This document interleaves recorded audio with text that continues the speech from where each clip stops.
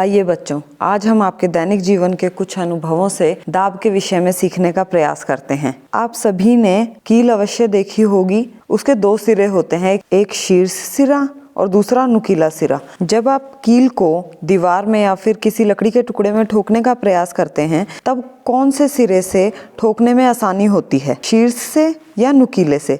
तो आप सभी का उत्तर होगा नुकीला सिरा। ऐसा ही दूसरा उदाहरण लेते हैं कि जब सब्जियां काटते हैं तो किस प्रकार के चाकू से सब्जियां काटने में आसानी होगी, एक जिसकी धार कुंठित हो या फिर एक जो चाकू तीखा हो या फिर जिसकी धार तीखी हो? तो इसमें भी आपका उत्तर होगा कि तीखे चाकू से हम आसानी से सब्जियों को काट सकते हैं।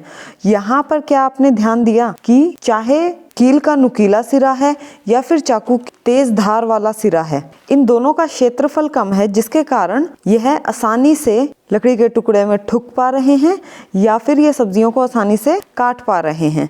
तो यहाँ से हमने देखा कम क्षेत्रफल के कारण अधिक दाब उत्पन्न हो रहा है, जिसके कारण ये सभी कार्य हो पा रहे हैं। तो यहाँ से अब हम सीख लेते हैं कि दाब की क्या परिभाषा है।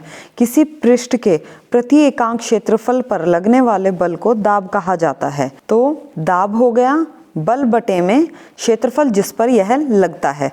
तो यहाँ से हमें समझना चाहिए कि क्षेत्रफल जितना कम होगा वह उतना अधिक दाब उत्पन्न करेगा। जैसा कि हमने एक कील के उदाहरण में देखा कि नुकीले सिरे का क्षेत्रफल कम है, जिसके कारण वह अधिक दाब उत्पन्न करता है और लकड़ी के टुकड़े में आसानी से ठुक जाता है। चलिए अब इस जानकारी का इस्तेमाल करके कुछ प्रश्नों के उत्तर देने का प्रयास करते हैं। जैसे कंधे पर लटकाने वाले बैग की पट्टियों को चौड़ा क्यों बनाया जाता है? इसका उत्तर है चौड़ी पट्टी के कारण क्षेत्रफल अधिक है, तो अधिक क्षेत्रफल के कारण कम दाब लगेगा और हमारे कंधे दर्द नहीं करेंगे। दूसरा इसी तरह का प्रश्न है, काटने तथा सुराख करने वाले औजारों के किनारे तीक्ष्ण या फिर तीखे क्यों रखे जाते हैं? इसका भी यही कारण है कि तीखे किनारों वाले औजारों का क्षेत्रफल कम होता है, जिससे वे अधिक दाब उत्पन्न करेंगे और आसानी से वस्तुओं को काट सकेंगे या फिर उनमें सुराख कर सकेंगे। यहाँ तक हमने ठोस पदार्थों द्वारा लगने वाले बल के विषय में पढ़ा। क्या आप सोच सकते हैं कि पदार्थ की अन्य दोनों अवस्थाएं, द्रव और गैस, भी दाब उत्पन्न करती हैं? चलिए सीखते हैं। द्रव को जिस भी बर्तन में रखा जाता है वह उसकी तली तथा दीवारों पर बल लगाता है। जैसे कि आप अपनी स्क्रीन पर देख पा रहे हैं, दो पाइप के अंदर जल डाला गया है।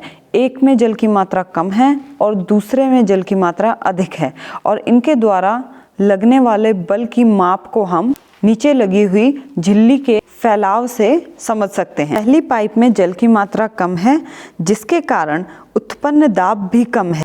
तो इलास्टिक झिल्ली का फैलाव हमें उतना नहीं नजर आ रहा जितना हमें दूसरी पाइप में नजर आ रहा है, क्योंकि उसमें जल की मात्रा अधिक है। अब इस क्रियाकलाप द्वारा हमें यह तो पता लग गया कि द्रव जिस बर्तन में रखा जाता है उस बर्तन की तली पर दाब लगाता है। चलिए अब हम एक और क्रियाकलाप देखते हैं, जिससे हमें पता लगेगा कि द्रव जिस बर्तन में रखा जाता है उसकी दीवारों पर भी बल लगाता है।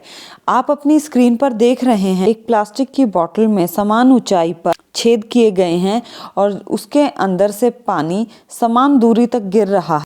तो इसका अर्थ यह है कि द्रव बर्तन की दीवारों पर समान गहराई पर समान दाब डालते हैं, जिसके कारण जल समान दूरी तक जाता है। यदि हम एक प्लास्टिक की बोतल में विभिन्न ऊंचाइयों पर छेद करेंगे तो वहां से निकलती हुई जल की धारा से हमें पता लगेगा कि सबसे ऊपर वाले छेद से कम दूरी तक जल जा रहा है और सबसे नीचे वाले छेद से सबसे अधिक दूरी जल की धारा जा रही। इससे हम इस निष्कर्ष पर पहुंचते हैं कि जैसे जैसे गहराई बढ़ती जाती है वैसे वैसे द्रव द्वारा लगाया गया दाब भी बढ़ता रहता है और जल का विभिन्न दूरी तक जाना इसी बात को प्रमाणित करता है।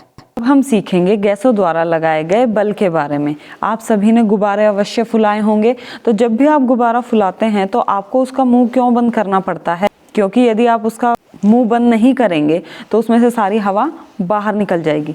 तो यहाँ से हम इस निष्कर्ष पर पहुँच सकते हैं कि वायु हर एक दिशा में बल लगाती है। यहाँ से हमने यह सीख लिया कि गैस को जिस भी बर्तन में रखा जाएगा वह उसकी दीवारों पर बल लगाएगी। यहाँ से आप सबके दिमाग में यह सवाल आना चाहिए कि हमारे चारों तरफ भी तो वायु है, तो क्या यह वायुमंडल हमारे ऊपर आसपास की सभी वस्तुओं पर बल लगाता है? इसके विषय में सीखने के लिए अगली वीडियो अवश्य देखिएगा। धन्यवाद।